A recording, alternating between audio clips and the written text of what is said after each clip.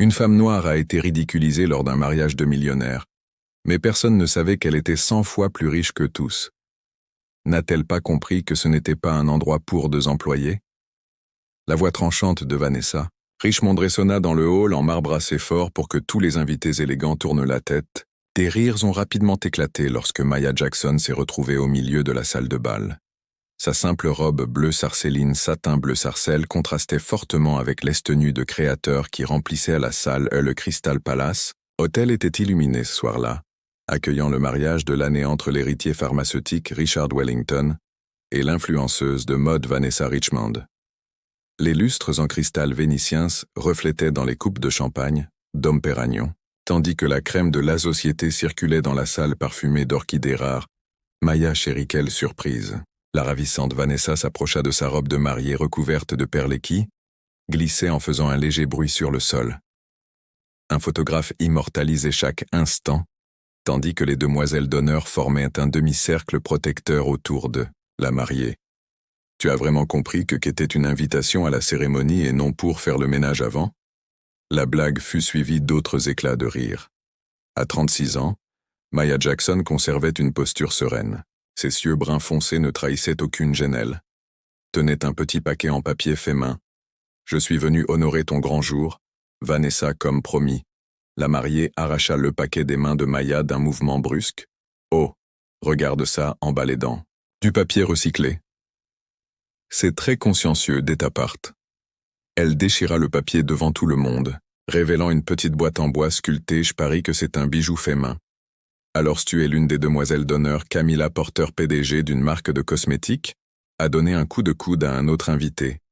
C'est la fille qui est allée à l'université avec eux, n'est-ce pas? Celle qui a remporté cette bourse pour les étudiants défavorisés? Le marié s'approcha, légèrement mal à l'aise. Vanessa, on devrait peut-être partir. Richard, chérie, on s'amuse juste un peu. Vanessa l'interrompit avec désinvolture en ouvrant la boîte. Son sourire se fit instant à la vue d'une délicate broche vintage. Une broche usagée? Vraiment, Maya, ça doit venir tout droit d'une brocante. Maya sourit légèrement. En fait, c'est une pièce art déco originale de 1925. Bien sûr que oui. Vanessa roula des yeux et posa la boîte sur une table voisine. Je sais que tu as toujours eu une imagination débordante. Je me souviens que tu inventais des histoires sur ta famille à l'université. L'hostilité grandissait à chaque instant. Un serveur passa avec des coupes de champagne et renversa accidentellement le contenu de l'un d'eux sur la robe de Maya alors qu'elle essayait d'essuyer la tache.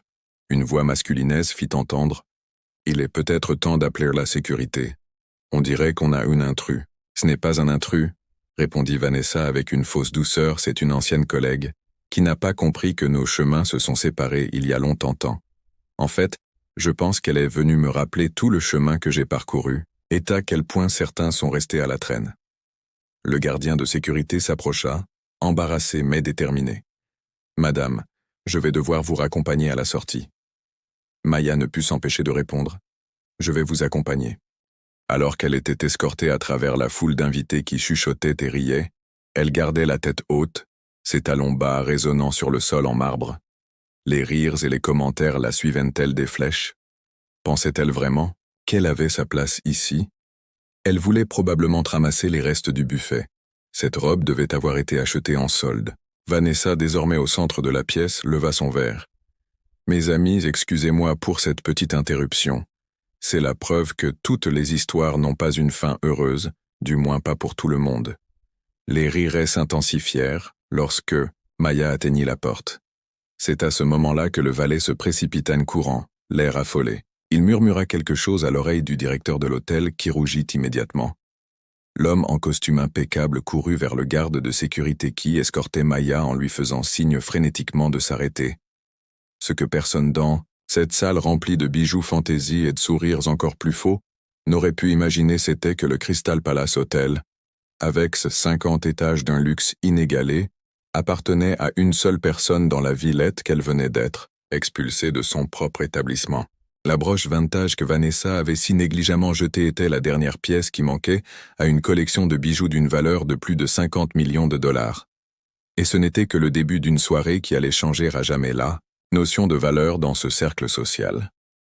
Si cette histoire d'humiliation publique et de justice poétique a piqué votre curiosité, n'oubliez pas de vous abonner à la chaîne pour découvrir comment Maya allait transformer le moment le plus humiliant de sa vie en la chute spectaculaire d'un empire bâti sur les apparences. Le directeur de l'hôtel courait parmi les invités, le visage figé par la peur. « Arrêtez !» cria-t-il aux gardes de sécurité qui escortaient Maya. « Lâchez-la immédiatement !»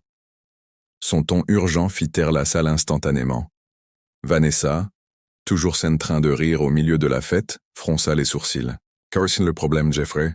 Nous sommes juste en train d'expulser une intruse. » Le directeur avala sa salive, son regard passant de Vanessa à Maya. « Madame Richmond, il y a eu un terrible malentendu. » Il se tourna vers Maya en s'inclinant, maladroitement. « Madame Jackson, je vous présente mes sincères excuses pour cet incident déplorable. » Un murmure confus parcourut la salle. Vanessa laissa échapper un rire forcé. « Jeffrey, tu es ivre? C'est juste Maya. Nous avons étudié ensemble. Ce n'est personne, Madame Richmond. » Le directeur prit une profonde inspiration. « Madame Jackson est Dash. Ce n'est pas grave, Jeffrey. » Maya l'interrompit gentiment. « Inutile de donner d'explications maintenant. » Le voiturier s'approcha discrètement et tendit une enveloppe à Mia. Elle l'ouvrit et examina son contenu pendant un moment avant d'acquiescer. On dirait qu'on a un petit problème avec la réservation du salon ce soir. Vanessa s'approcha furieuse. « De quoi tu parles? Cet espace est réservé depuis 1 an pour mon mariage. » « En fait, répondit Maya calmement, il y a un problème contractuel qui doit être résolu. » Elle regarda la directrice Jeffrey. « Pouvons-nous utiliser la salle de conférence au 49e étage pour discuter de cela en privé? » « Bien sûr, mademoiselle Jackson. » Tout, de suite Richard, le marié, intervint enfin. « Que se passe-t-il? Qui êtes-vous vraiment? » Mia l'étudia un instant, quelqu'un que Vanessa connaît très bien qu'elle préfère faire semblant de ne pas la connaître. Au 49e étage, à l'abri des regards indiscrets, Maya entra dans l'élégante salle de conférence suivie de Vanessa. Richard et Jeffrey Less, fenêtre panoramique, offraient une vue imprenable sur la ville illuminée. « C'est ridicule » explosa Vanessa, dès que la porteuse referma. « Pourquoi as-tu gâché mon mariage pour te venger de quelques commentaires inoffensifs ?» Maya sourit, légèrement inoffensif. Elle appuya sur un bouton du téléphone dans le salon. « Marcus, peux-tu nous rejoindre, s'il te plaît ?» La porte latérale s'ouvrit et un homme d'âge moyen, vêtu d'un costume impeccable, entra. « Mademoiselle Jackson, » dit-il en saluant d'un signe de tête. « Les documents sont prêts. »« Qui est-ce » demanda Vanessa. « Marcus, un conseiller juridique et financier de la Fondation Eclipse, » répondit Mia. « Ma fondation demanda Richard, visiblement perplexe. Maya avait toujours rêvé d'être importante. Vanessa leva les yeux au ciel. À l'université, elle inventait des histoires sur sa famille qui étaient influentes. « Ce n'étaient pas des histoires » dit Maya doucement. Elle ouvrit un ordinateur portable sur la table de conférence. « Vanessa, tu te souviens du bénévolat que je faisais au centre communautaire quand on étudiait ensemble? Cette pathétique aide aux pauvres. Tu avais toujours besoin de te sentir moralement supérieure. » Maya appuya sur quelques touches et l'écran dans la pièce s'illumina de documents. « Pendant que tu construisais ton empire d'influence numérique, je construisais quelque chose de différent. » L'écran affichait les rapports financiers de la fondation. Eclipse avec des actifs totalisant des milliards de dollars. « Ce n'est pas possible, » murmura Vanessa.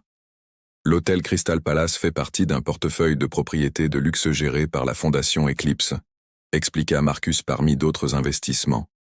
Richard, attends.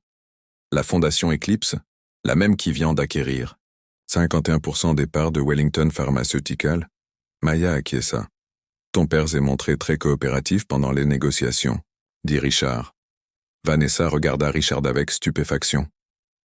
De quoi parle-t-il? Mon père a vendu le contrôle de l'entreprise la semaine dernière, murmura Richard. Il a dit qu'il était un investisseur anonyme. Pas si anonyme que ça, sourit Maya. En fait, je ne suis pas quelqu'un dont tu dois avoir peur, Vanessa. Je suis vraiment venu pour célébrer ton mariage. Mais après ce qui s'est passé en bas, dit Marcus en faisant glisser un dossier sur la table. Voici la situation. Techniquement, cet espace a été réservé dans le cadre d'un contrat qui permet une annulation avec un préavis de 24 heures, Mais qu'est-ce impossible? Vanessa s'écria. J'ai versé un énorme acompte non remboursable. Oui, Maya confirma. À la fondation Eclipse, le visage de Vanessa oscillait entre la colère et l'horreur. Pourquoi faites-vous cela? Par jalousie? Parce que j'ai obtenu tout ce que tu n'as jamais eu. Maya rit d'un rire sincèrement amusé. Vanessa, tu n'as aucune idée de ce que j'ai ou de ce que je sais. Elle ouvrit un autre dossier révélant une pile de documents. Comme la véritable origine d'Eton Premier Million, cet investissement miracle qui a lancé ta carrière. Vanessa, tais-toi. Que veux-tu? Demanda Richard d'une voix désormais prudente. À l'origine, juste pour remettre un cadeau de mariage. Maya ferma son ordinateur portable doucement. Maintenant, je veux une conversation honnête sur le respect. Ce qui s'est passé dans cette salle de conférence resterait entre les personnes présentes. Mais tandis que les invités du mariage attendaient, en bas, publiant des spéculations sur les réseaux sociaux et chuchotant des théories, personne n'aurait pu imaginer que des décennies d'histoire lieraient Maya et Vanessa. Une histoire qui avait commencé bien avant l'université, impliquant une dette familiale que Vanessa avait longtemps essayé de cacher, et comment une fortune bâtie sur de mensonges pouvait s'effondrer avec la révélation d'une seule vérité, dérangeante. Alors que la conversation au 49e étage s'éternisait, les invités dans la salle de bal commençaient à s'agiter. Après 40 minutes de suspense, les portes de l'ascenseur s'ouvrirent. Richard Wellington sortit le premier, le visage pâle comme un linge. Vanessa le suivait, les yeux rougis et le maquillage coulant signe qu'elle avait pleuré. Enfin, Mia sortit calmement, sa robe bleu sarcelle encore tachée de champagne. Mais son attitude était différente. Magnétique, contrôlée, puissante. L'orchestre s'est arrêté de jouer lorsque Maya s'est dirigée vers le centre de la salle. « Jeffrey », a dit le directeur en lui tendant rapidement un micro. « Bonsoir à tous », a commencé Mia d'une voix ferme qui a résonné dans la salle. « Pour ceux qui ne me connaissent pas, je suis Maya Jackson. » Camilla Porter, qui s'était moquée, d'elle plutôt, a chuchoté assez fort pour que la jeune fille en robe bon marché Maya sourit. « En fait, je suis la PDG et la fondatrice de la fondation Eclipse, qui possède cet hôtel et environ 65% des établissements de luxe de cette ville. » Un silence de mort envahit la salle. Je suis également la principale investisseuse de Wellington Pharmaceuticals depuis la semaine dernière, ce qui fait techniquement de moi la patronne du père du marié. Richard fixait le sol, incapable de regarder les invités ou son père qui venait d'entrer dans la salle avec une expression choquée. Mais plus important encore, poursuivit Maya, j'ai grandi avec Vanessa, dans le même quartier de Westbrook. Elle marqua une pause significative, non pas dans le quartier privilégié où elle prétend être née, mais dans le secteur Est, dans la zone de logements sociaux. Les chuchotements s'intensifièrent. Vanessa, qui s'était construite une identité de descendante d'une famille traditionnelle, se mit à trembler visiblement. Il y a 12 ans, lorsque nous étions étudiants, la famille de Vanessa était confrontée à une crise financière dévastatrice qui a prêté l'argent pour qu'ils ne perdent pas tout. Ma grand-mère Eleanora Jackson. Maya fit un geste et Marcus Shawn s'approcha avec une tablette. Une série de documents apparurent sur l'écran géant derrière elle. Le prêt n'a jamais été remboursé. En fait, à l'aide de faux documents, la famille Richmond a transféré la dette à une société écran qui a déclaré faillite 6 mois plus tard. Ma grand-mère qui leur faisait confiance a tout perdu et teste décédée sans avoir obtenu justice. Vanessa s'avança, désespérée. C'est un mensonge. Mes parents sont Dash. Vos parents sont actuellement interrogés par la police fédérale pour fraude financière, l'interrompit Maya doucement. Tout comme votre frère qui, curieusement, dirige une société de marketing numérique qui a reçu des millions de dollars en contrats surévalués de Wellington Pharmaceuticals au cours de l'année dernière. Les yeux de Richard s'écarquillèrent. Je ne savais pas rien de tout cela, a-t-il murmuré en regardant son père. Je te crois, a répondu Maya doucement. C'est la vraie raison pour laquelle ton mariage ne peut pas avoir lieu aujourd'hui. La foule, autrefois si désireuse de ridiculiser Maya, regardait maintenant avec un choc absolu. Certains invités ont essayé de se faufiler discrètement par l'arrière, en particulier ceux qui avaient été les plus virulents dans leur moquerie. Pour ceux qui ont trouvé amusant de m'humilier ce soir, a poursuivit-elle d'une voix calme mais tranchante. Je dois vous informer que chaque mot, chaque rire, Chaque insulte a été enregistrée par les caméras de sécurité de l'hôtel. Les enregistrements seront mis à la disposition des services des ressources humaines de vos entreprises respectives demain matin. Camilla Porter laissa tomber son verre de champagne. En tant que PDG d'une marque de beauté qui prônait l'inclusion et la diversité, les images d'elle ridiculisant Maya seraient dévastatrices. Je ne suis pas ici pour ruiner vos vies, Mia précisa-t-elle. Je suis ici pour corriger une injustice et, je l'espère, créer un moment de réflexion sur le fait de juger les gens sur leur apparence, de traiter les autres êtres humains comme des objets jetables, sur ce qui a vraiment de la valeur. Elle désigna la broche que Vanessa avait précédemment jetée. Cette broche que tu as jetée, elle appartenait à Josephine Baker. C'est la dernière pièce de la collection que ma grand-mère a commencée. Sa valeur est d'environ 3 millions de dollars. Mais sa vraie valeur, c'est ce qu'elle représente. Une femme noire qui a conquis le monde en étant exactement qui elle était, sans avoir à mentir sur ses origines. Vanessa s'est effondrée sur une chaise, vaincue, tandis que Maya se dirigeait calmement vers la sortie. En chemin, elle s'est arrêtée brièvement près de la table où sa broche avait été laissée et l'a ramassée avec précaution. Lorsqu'elle a atteint les portes, elle s'est retournée une dernière fois. Le mariage est officiellement terminé, mais l'hôte l'offrira un dîner complet à toutes les personnes présentes. Après tout, il n'y a aucune raison de gaspiller de la bonne nourriture. Alors que les portesses refermaient derrière elle, les flashs des téléphones portables illuminèrent le hall, qui n'était plus focalisé sur la mariée déshonorée, mais sur la silhouette élégante qui sortait avec la dignité d'une reine. Ce que personne dans cette pièce ne pouvait imaginer, c'est que le véritable empire de Maya Jackson s'étendait bien au-delà de cet hôtel ou cette ville, et que la leçon qu'elle venait de donner n'était que le premier mouvement d'une symphonie de changement qui allait transformer à jamais le monde qu'il avait si rapidement jugé sur son apparence. Le lendemain matin, les conséquences de l'annulation du mariage dominaient tous les gros titres. Les publications de Vanessa sur les réseaux sociaux, toujours parfaites et méticuleusement éditées, étaient inondées de commentaires sur ses véritables origines et la farce qu'elle avait montée de toutes pièces. Vanessa et Bella Miarena occupaient les premières places des tendances mondiales. Dans son appartement terrasse, Maya regardait la ville se réveiller tout en préparant sa tisane, comme chaque matin. Son téléphone sonnait sans discontinuer. Des propositions d'interview, des invitations à des conférences, des messages de personnes souhaitant renouer contact.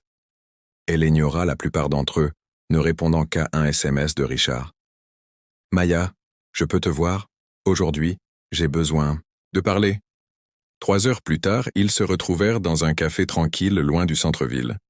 Richard semblait avoir vieilli d'une décennie en une soirée. Je ne le connaissais pas vraiment. Les cernes sous ses yeux trahissaient une nuit blanche passée à penser à Vanessa, à mon père, à rien. Maya acquiesça. « Je te crois, Richard. L'entreprise familiale est en train de s'effondrer. Ils ont découvert d'autres magouilles, d'autres frauduleux. Mon père pourrait aller en prison. » Il passa ses mains dans ses cheveux. L'ironie, c'est que j'ai toujours voulu travailler dans la recherche médicale pour les communautés pauvres. Mon père appelait ça de la philanthropie inutile. Et maintenant, un léger sourire apparut sur le visage épuisé de Richard. Maintenant, ironiquement, je suis libre. Pas de mariage, pas d'obligation envers l'entreprise. Peut-être que je peux enfin faire quelque chose qui compte. Pendant ce temps, dans une suite luxueuse à l'autre bout de la ville, Vanessa Richmond était confrontée à l'effondrement total de son identité soigneusement construite. Son téléphone autrefois, inondé de notifications de ses admirateurs, débordait désormais de messages de sponsors annulant leurs contrats. Son empire de 5 millions de followers avait perdu près d'1 million au cours des dernières 24 heures. Ses parents avaient été placés en garde à vue pour être interrogés, et son frère avait disparu avec les fonds de l'entreprise. Wellington Pharmaceuticals avait publié une déclaration se désolidarisant complètement de la famille Richmond, invoquant des irrégularités éthiques inacceptables. Lorsque Vanessa a finalement trouvé le courage de vérifier son compte bancaire, elle a découvert qu'il avait été gelé en raison d'une enquête en cours. Son mode de vie ultra luxueux était financé presque entièrement par la fraude d'entreprises et des contrats surévalués dont aucun n'était réellement à son nom. Camilla Porter, la PDG de la marque de cosmétiques qui s'était jointe aux moqueries à l'encontre de Maya, était confrontée à son propre cauchemar publicitaire.